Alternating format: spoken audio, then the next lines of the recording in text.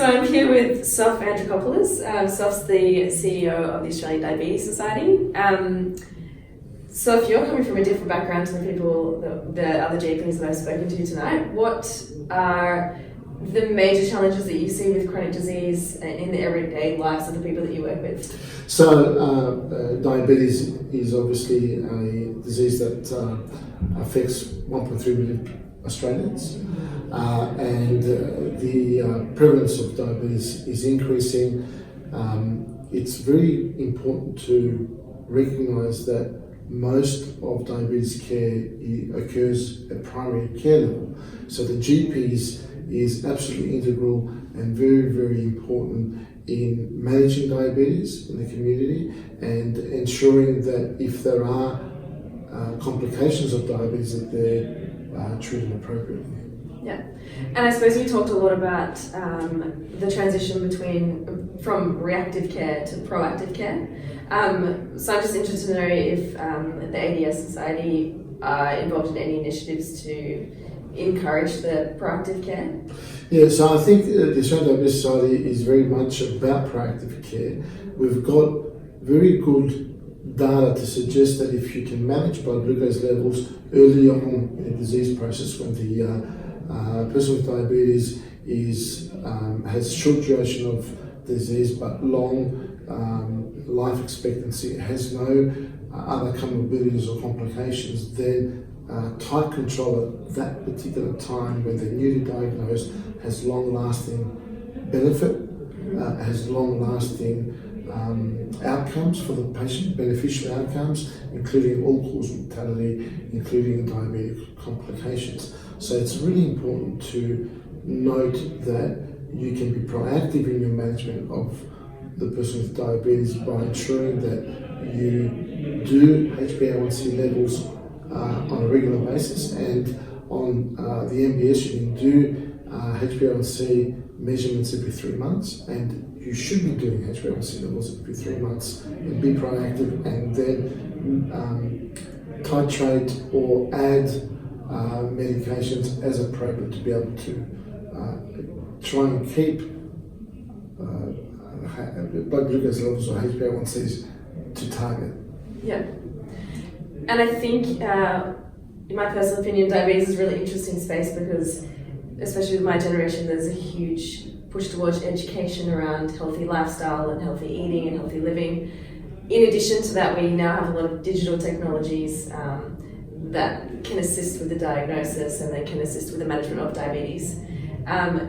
Do you think that that's going to have enough of an impact to bring diabetes levels down in the next, say, 10 years, or do you think we're still going to see these increases? So I think technology is really critical in the management of diabetes. We've seen the Federal Health Minister over the last 2 or 3 years subsidise technology, including continuous glucose monitoring, and we've seen that the data so far shows that the subsidy of these continuous glucose monitors for people under the age of 21 has very important and very good effects, both for quality of life measurements but also for HbA1c levels. So we know that as part of an integrated care plan, that technology is really, really critical in assisting the person with diabetes to be able to manage their blood glucose levels more effectively. And in fact, this evening we spoke about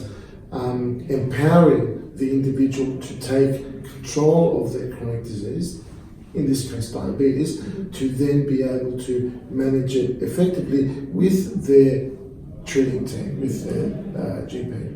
Yeah. And that again is moving from the reactive care to the proactive care, so involving the patient in their own care, which is a really great thing. On that note of digital technologies, when you started out your career, did you see healthcare where it is today? No, and I think, I started in diabetes in 1990. There were no cell phones in 1990. We had, particularly for type 2 diabetes, we had 3 types of treatment. There was metformin, there was very old generation sulfonylurea, and there was then a very old generation, very poorly acting insulin. Today we have 6 different classes of diabetes medications, dipeptidase 4 inhibitors, sodium glucose transport inhibitors. We have great insulins, short-acting, really short-acting, long-acting, really long-acting insulins. We've got GLP-1 receptor agonists. We've got great, much better sulfonylurea agents. So from a technology or from a pharmaceutical technology perspective, it has exploded, particularly over the last 15 years. From a technology perspective, with the continuous glucose monitors, with flash glucose monitoring, the field has exploded, has given a very different perspective. As we just said, empowering the individual as well as giving the health professional more information about how to manage the disease. So in 1990 when I started, did I think we'd be here? No, but the optimistic me says that the advances that we've made over the last 15 years, I think, are going to be exponentially higher over the next 15 years, to the point where we would be able to remotely manage a chronic disease like diabetes. Yeah, wow. So lots of things ahead. Yeah, It's going to absolutely. be a really interesting space. And then just finally, if you had your time again, and you didn't choose the career path that you went down, what would have been your dream job? Look, I don't know. I think I did research right from the beginning. I'm a researcher at heart. I think that I got the bug to do research right from the word go.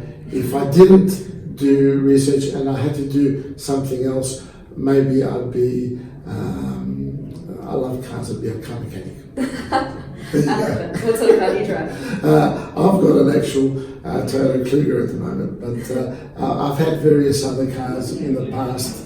Some very, very challenging cars to Any speeding maintain. fines recently? Not recently. Thanks for that. Thank you very much. Thanks, guys.